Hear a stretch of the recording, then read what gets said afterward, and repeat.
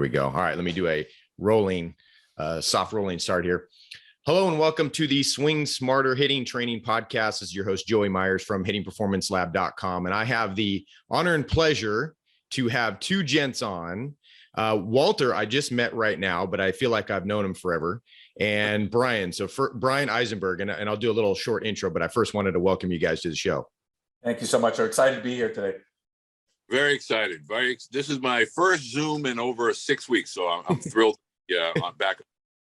Very, very cool. Very cool. Well, I know we got a lot to talk about. There's a ton, and I don't want to spend too much time on the intros, but I do want to intro Bryan first. Bryan Eisenberg, he has been a mentor to me. He's a marketing expert. I think he told me at some point that he gets paid at least 5 figures to go give like a 30-minute speech in other countries and stuff on marketing, things like that. He's the one that helped me with my books, especially my catapult loading system book that became a Amazon bestseller in the baseball coaching niche in, I think it was 2018. And Bryan is on this call, as you'll soon know. We're talking about recruiting. We're talking about getting committed, getting your kids committed, boys, girls. But Bryan has a son, Sammy, who is, what is he, junior yep. This year. And Bryan and I have been friends for quite a while, and we've talked and shared advice and stories and stuff on helping Sammy out and all that kind of stuff. So Bryan, that's Bryan's background. He's got a lot to say on this topic of committed. And then Walter Beede. So I just met him through Bryan, and Walter and Bryan have banded together for a book on Amazon, which the title is Committed. And Bryan will probably put that up there on the screen for those that are watching on YouTube. The Guide to Developing College-Ready Recruits from Middle School through High School. And Walter has coached, been a parent, has done the whole baseball scene for like 40 years. He played some professional baseball. So he has a lot of knowledge on this subject of helping build your son or daughter's resume to get them committed. So did I do you guys justice? Did I leave anything out, Bryan, Walter? Well, I think, we'll touch a little bit on Walter. Walter really is there's a reason he calls himself the baseball lifer.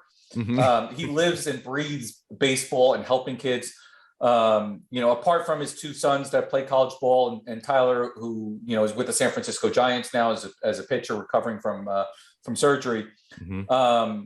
He has helped hundreds of kids over the last 25 plus years, go through the process and literally starting from middle school through high school and really helping them get an understanding of what it takes to be a college athlete, both from obviously the physical side, the mental side, the skill side, and then obviously navigating the whole recruiting process, which is a whole different story, because obviously you're dealing with bureaucracy there in many ways. So mm-hmm. I'm just happy to have Walter here so we could tap into his wealth of knowledge, both you and I as dads, because as you were telling me earlier, he's coaching his son now who's 9. Mm-hmm. And he's about to experience a lot of the interesting pitfalls that we all do. Mm-hmm. Right, Walter. I mean, you even shared one last night, like the lesson you learned. Right. I mean, the biggest thing is I've been involved in every aspect and dynamic of baseball, from youth level, high school head coach, American Legion head coach, national travel ball head coach, Team USA, college head coach. My son has been a first-round draft pick twice. Only young man from New England that's ever been a 2-time first-round draft pick. So I've been through the recruiting process as a student athlete. I've been through the recruiting process as a college coach, and I've been through the recruiting process as a dad. And I've seen it at its absolute zenith, at its highest point. And most aggressive point.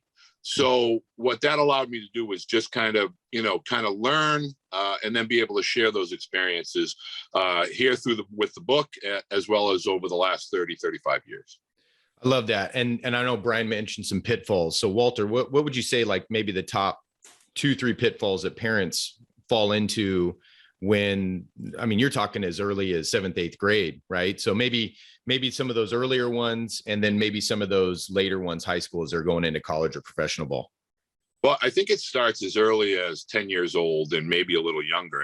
And when you start talking about pitfalls, the game has become so homogenized and so organized that a lot of parents assume they're a lesson away or a gadget away from, being better. And so the game of baseball is rooted. It will always be rooted in failure. And so one of the things that I learned as a young player myself that my dad used to reiterate was everybody falls, everybody doesn't get back up. The key is getting back up physically and mentally, meaning, you have an 0 for 4 day, you make an error with the bases loaded, you have to get back on that horse. You got to get back up, and that's one of the pitfalls that a lot of parents fall into at early ages, is that the game is easy. The game is going to right itself. That's not necessarily true, because at younger ages, the physical discrepancies, the ability levels, the maturity levels, they're all going to vary from the ages of, say, 9 years old or Little League through 18. And there's an evening out of the skill sets and physicality probably at about 16 or 17, where things kind of start to level off a little bit. So I think that's topic number one. Topic number two is, rather than getting peer repetitions, i.e. pickup games, sandlot games, things of that nature, where you're learning from your peers, we're now trying to take adults and work with younger, say elementary school through middle school student athletes that lack the physical maturation to move that we're asking them to move. And so at its simplest form, baseball is about two things. One, playing catch, being able to catch a ball, throw a ball. As simplistic as that sounds, we try to overcomplicate that, with pitching lessons, fielding lessons, play catch. I mean, when I talk to groups and I talk to organizations all over the country, I tell coaches, if your team can play catch and not fetch, in other words, if your team is actively playing catch, and I usually set up a large rectangle with like 8 to 10 players, and the ball moves around, you blow a whistle, you switch it, you're turning around, and they're having fun, and they don't even realize all they're learning how to do is throw it accurately, catch it, and then get rid of the ball. And then the other thing is, with regard to hitting, we make it so complicated too early, meaning at younger ages, give them bigger bats, lighter bats, bigger barrels, and let them find the barrel with the baseball, meaning the more contact a student athlete makes at younger ages, the more excited they're going to become. And they begin to figure out pretty quickly, okay, this is something I can do. And then you allow them to just simply physically mature into their swings. So from, say, 9 to, say, 13, the field doesn't change too much. At 13, 14, the big diamond hits. So I tell parents all the time, at the younger ages, it should be about fun. It should be about developing a passion, and simply allowing them to fall, get back up, learn, fall, get back up, learn. And there's a lot of mental components to this. And so, those are the two biggest pitfalls of the younger student athletes and parents. I love that. And especially, I love all three of them, but especially that middle one, that play catch, because I had done them about 3 years after I was done playing ball at Fresno State. I sat down for an interview at a Chinese buffet lunch with my old coach at Fresno State, Coach Bob Bennett, who got inducted into the NCAA Baseball Coaches Hall of Fame, I think in 2013.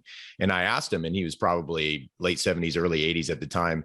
And I asked him the question. I said, if I had a little league team, and I think at the time I didn't have kids yet, but if I had a little league team and I asked you to come and help us out, what would be the number one thing that we'd work on? And he said, play catch.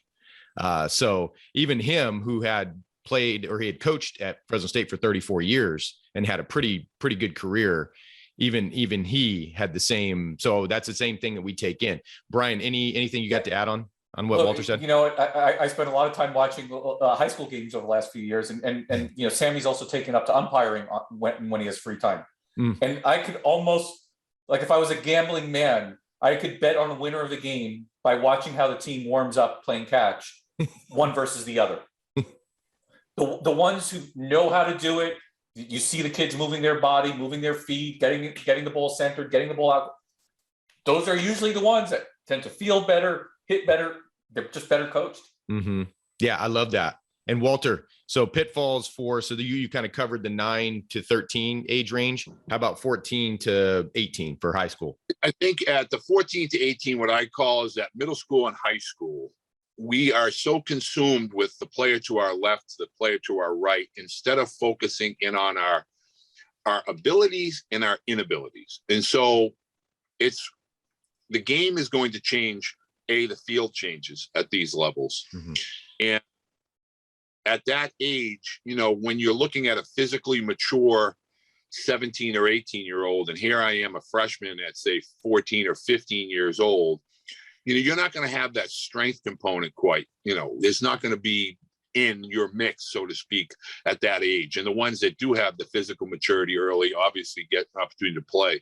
But I would say worrying too much about who's playing where, what position they're playing, how good they are, how good they're not, instead of being self-aware and present in your now, meaning let's take care of today. Let's not worry about what it's going to look like in 6 months or a year or 3 years.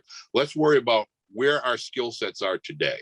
And if we get an honest assessment of not only the good things that we do, but the inefficient things that we're doing, and kind of taking the weaknesses and working them. We tend to want to focus more on what we do well, meaning if I throw the ball really well, I'm going to throw it hard, and I'm going to focus on that. So we don't have a position awareness, like where does my skill set work on the ball field? 2, as a hitter, where am I? I mean, I can throw really well, but I don't really like pitching, but I have a strong arm, but I don't spend any time on my hitting, so I neglect a lot of areas. And so if you focus on your now and your current abilities and inabilities, and you try to take an idea mentally and maybe start a journal. My sons used to have a journal, and I say, okay, let's just write down what happened today. Let's write down whatever we did today. What did we like? What did we not like? What did we do well? What didn't we do well? And just write it down. And then we'll revisit on a regular basis until we kind of catch everything and blend everything up so that many of our abilities are starting to kind of balance themselves out. And I don't think in a cage or in a lesson environment is a good way to necessarily think of it as an autocorrect, because student athletes, if they take a strength and conditioning component to their workouts and they get repetitions can come in so many ways. For instance, father-son playing catch, ball, bouncing a ball off a wall, whether it's a lacrosse ball, a tennis ball, a softball, a baseball, what have you. That's going to give you good ground ball repetitions. Picking up a bat and or a broomstick, in my case, it used to be a broomstick, hitting rocks, hitting acorns, hitting plastic golf balls, small plastic golf balls, getting repetition, because through repetition, we're going to gain our retention, not somebody else's version or thoughts of who we are. Meaning everybody's arms are different, everybody's hand strength is different, but repetitions with a broomstick allow multiple reps in the same manner every single time, rather than a heavy bat that's going to kind of get heavy and you're going to change your swing path pretty quickly because of fatigue. Playing catch with a football, playing catch with a softball. All my younger high school student athletes, I put a football in their hands at 13. And parents are always saying, are we here for baseball or football? I said, always tell them, when I was a kid, throwing a football did 2 things: clean arm path, efficient arm path, and arm health. Period. Because the feedback that football gives you is instant. I don't have to wonder, was I middle finger dominant? So some of these pitfalls that we fall into is thinking we're going to go into a cage for 30 minutes or 60 minutes. We're going to get a lesson, and then we're going to bounce out of that cage and we're going to be fixed. Well, you didn't get a lot of reps. There was a lot of talking.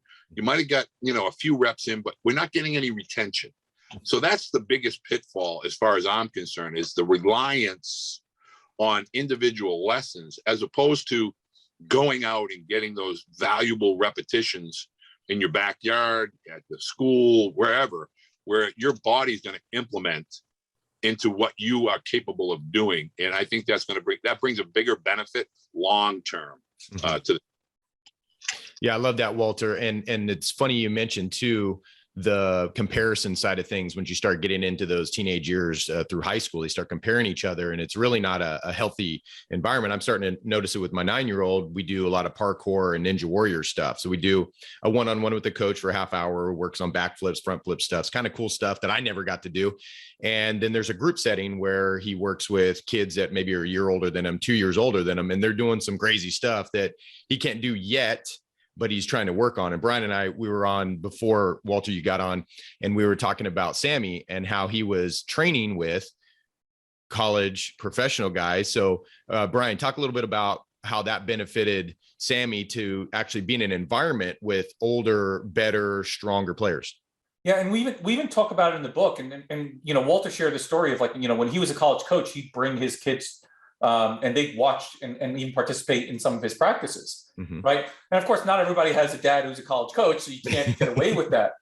But the elements of that is missing. And what happened with Sammy is, you know, he was working out a true grind. He was, you know, like 12 years old, and it's summertime. He wasn't playing summer ball. We only played spring and fall here in Texas.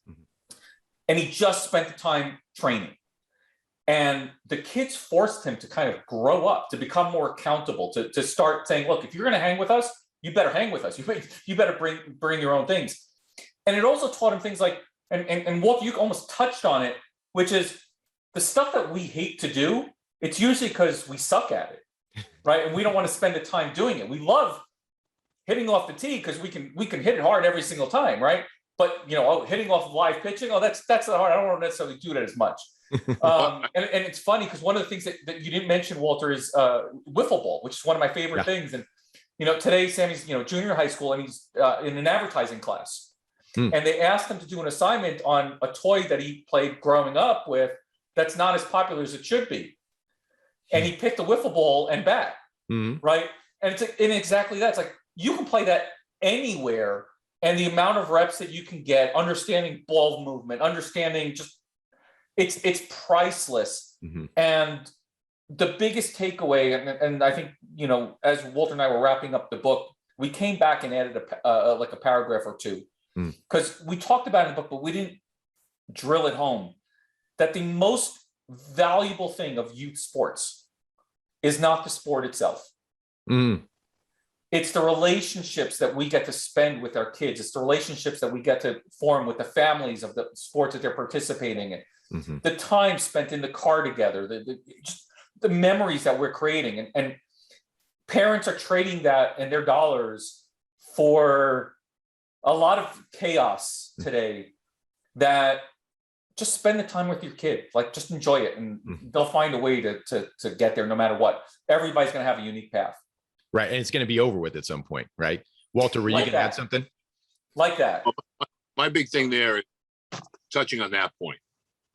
Never forget my son's last college game. They won a College World Series. It was a great moment. But all of a sudden, you know, everything's winding down. And I suddenly realized that journey had come to a conclusion. Yeah. That was the end of my little boy transitioning to his profession, his vocation. And really a flood of memories come back. You know, Little League to travel baseball, high school baseball. And I can tell you so many stories about us driving in a Toyota Prius from Boston to Atlanta, Georgia, with no air conditioner, you know, and we look back and laugh at that now, but it's really one of those things that it's all about moments and memories, because 99% of every young little league aged player is never going to play at the professional level. I would tell parents all the time, look around, because this is when you're at your pinnacle. The 9 to say 12 or 13-year-old, it's the little boys playing a game. When you get to high school, you want to talk about cutthroat. Parents are like, well, my son's better than that boy, and this boy's better. And it gets really loud. And it kind of takes away from, listen, life, you're going to fall. You're going to fail. It's tough. We can't always do what we want. We can't always be where we want. But it's it's a part of how the ebb and the flow of life really works, the ups and the downs. Sometimes we get, success. Sometimes we have failure.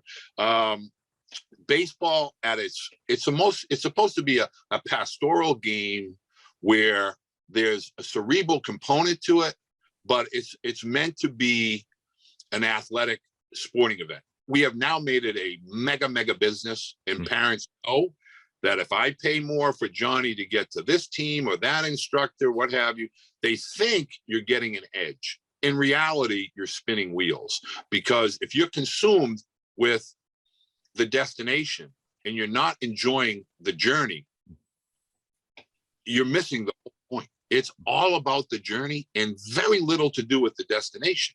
You cannot control where the final destination will take you. You may think he's gonna play in college or he's gonna play pro ball, but when we look back at the numbers that are really kind of concrete, there's X number of seats available at the collegiate level. There's X number of seats that are available at the professional level.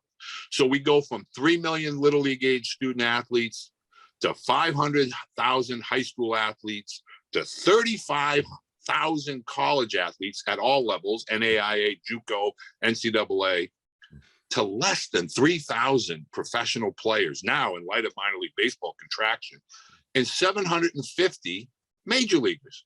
And oh, by the way, half the major leaguers are from Latin American countries. So if you really get down to it, there's 400 spots in the big leagues for kids from the United States. So don't worry about the destination. That's going to take care of itself. Focus on the journey. Make sure you're allowing the natural progressions of physical maturation, mental maturation. Let them all develop with enthusiasm and passion, with an understanding, I'm going to fail. It's part of the part of the sport. And I'm going to do everything in my power to dust myself off, get back up, and keep moving forward. If we look at it from that perspective, it makes the game a lot more enjoyable. Great advice, Walter. Great advice. And I know we could talk for an hour, 2 hours on this. And I wanted to, before we got done, I wanted to talk about the book Committed, as the title says, and it's more probably of a metaphor. It's not per se to committed high school to college, right? But I do want to talk about that aspect of it. So Bryan, what are you and Sammy doing to, I know Sammy just committed to, and talk a little bit about that and what you guys did. Not officially, but yes. He's waiting for the rest of his friends who are 2022s to announce, and then he'll make the announcement. Right. The point is real simple. As Walter said, this is the book I wish I had as a non-baseball guy when Sammy was 11 or 12. I came across folks like you and Lance Wheeler and a whole bunch of people who helped guide me and mentor me and give me some advice. But I spent countless numbers of hours, countless numbers of dollars, made mistakes, did some benefits. And at the end of it, yes, we kept it real. He's got a dream, he's got a passion. I did everything I could to support his dream. And he's going to continue playing in college. Phenomenal, right?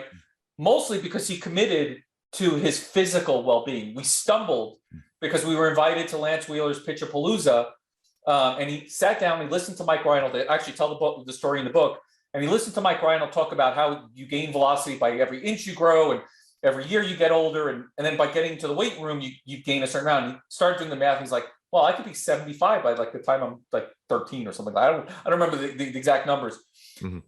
And that's when he said, okay, I want to start working out. And we met the owner of True Grind Systems that was 10 minutes from our house in Nashville that day. And he committed to getting stronger, to learning to be a better athlete, to learning how to move. It wasn't about the heavy weights. I mean, those came later on. Mm-hmm. But Sammy was not the most athletic kid. He's not the fastest runner. Never has, never will be. He's 6'4", 240 now, but he's definitely one of the strongest. And he's consistent in the way he moves. And so he throws a lot of strikes and he does crazy things. And he's invested in social media, right? Part of the process was learning about podcasting. Yep. And it's the same thing as baseball. You're going to suck at first. And that's okay. Mm-hmm. But as you keep doing it, you get better and better and better. It's a journey. And when you learn to appreciate those journeys, when you commit to that journey, no matter what it is, you gain so much out of life and out of business and out of school. And so I think there's lots of lessons to be learned. You won't be surprised to know that obviously we talk a little bit about fascia and ground forces in here. Most baseball coaching books never even touch on the topic. Right. We talk about shoes and what kind of shoes like kids should wear and just be aware of, because there's lots of little things that we don't know. But we also talk about every single skill set and what it matters. And to Walter's point, Walter always tells people, use baseball to pay for your education. Well, I use the term, and I've used like 40 years, where I tell parents the whole objective here is to trade athletic ability for academic excellence.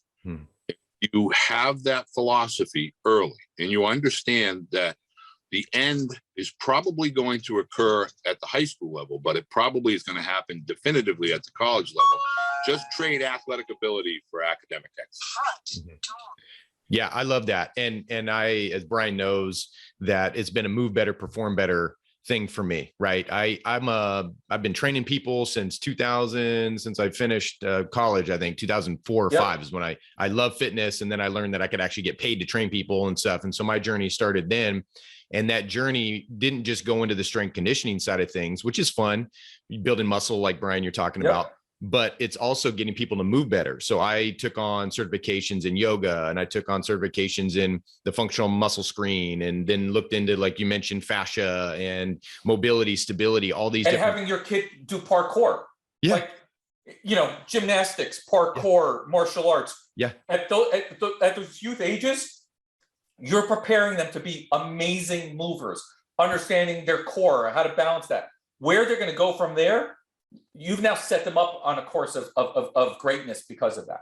Right. Parents asked, like Walter was talking about, playing, is it about reps and games and playing as many games as possible? I'd heard one of the trainers that trained me in college, strength conditioning trainer, great guy, but he was boasting one day about how his, I think at the time, 12-year-old son was going to play more games in a year than a major league season. And I was like, what? What are we doing here? And so people, what are we doing here? And so parents will ask me, well, what can we do with my son? And they could be 10, 11, 12, they could be in their teens. What can we do to better our ball exit speed or our pitching velocity or our movement? And I always tell them what you just said: parkour, ninja warrior, martial arts, even yoga, Pilates, just traditional stuff. Any of those would make them a better athlete. Right. So Walter, let's end on this one. So what were the two, so you maybe adding piggybacking on what you just said, what were the two big things you feel got your sons into the college, into the pro side of things in high school? What were the one or two big things on the recruitment side that you did? Can I refine that question a little bit? Go for it. Walter, what's the difference of success levels between your son who just played through college and the one who went pro, in the way you treated them and brought them up? Good. Okay. I would say the first lesson that I learned is, if we have to push, then we're probably not going to get the results that we're hoping, mental standpoint. Meaning, if your son is pulling you instead of you pushing your son, much more advantageous, position to be in, especially for the student athlete. I think it's about structure, routine, and accountability. Meaning, my oldest son, was really scattered, not so much as a multi-sport athlete, but just, really didn't have that defined schedule of, okay, I'm going to lift here, work out here, I'm going to do this routine here with regard to throwing or hitting or what have you. Whereas my youngest son was driven. And a lot of that had to do with him being around the college routine and kind of watching how student athletes conducted themselves in a non-team environment, meaning off to the sidelines, how they were warming up, et cetera. So I would say the red line in the sand, I guess, between the young man that ultimately gets to the college level and the young man that kind of gives up the game at the high school level, truly is about the passion component. My oldest son loves the game, but wasn't passionate about the game. My youngest son was driven, and he had a internal passion, a true affinity for the sport and the craft as a baseball player, meaning, the attention to the smaller details. And he got his repetitions. And so, I try to tell parents the separator where the rubber hits the road is 16 years old, sophomore year, because at that point, the light either comes on where I want to push and put my foot on the gas, or, you know what, I really like hanging with my buddies and girls and other social activities. And this really isn't something I want to do on a competitive level beyond high school. So really it's 16 years of age. So I call it the push pull. If you're pushing and they're not pulling, you're not going to get the effect, long term as a student athlete. That is great advice, and advice I've heard kind of little bits along the way, the push versus the pull. And parents out there listening to this or watching this on YouTube, you have to really think about whatever age your kid is, male or female, if you're getting a more of your pushing or you're getting more of a pull. And it's not that one's worse than the other. It's just that you have to change your mindset in a way to deal with that. So you can't keep pushing because it's going to be you doing all the work. So, hey, I want to be respectful of you guys' time. I appreciate you guys coming on. Go ahead and give the audience a little bit on where to find the book, where they can purchase it, all that good stuff, where to find you guys, maybe on social media as it pertains to Committed. Sure. So obviously, you can pick up the book in paperback or in Kindle. It's only on Amazon. Walter's got his copies. Awesome. Yeah. Oh, you got muted. I'm going to be signing a few of these for my best friend's mom. So we're going to get a couple of these signed and in the hands of some student athletes. Is there a way to maybe get some of the audience to maybe like a URL, maybe Bryan or maybe there's a limited amount you guys can do, or you could sign some for some people, or? Yeah, we're going to be getting together because we haven't met in person yet. Yeah.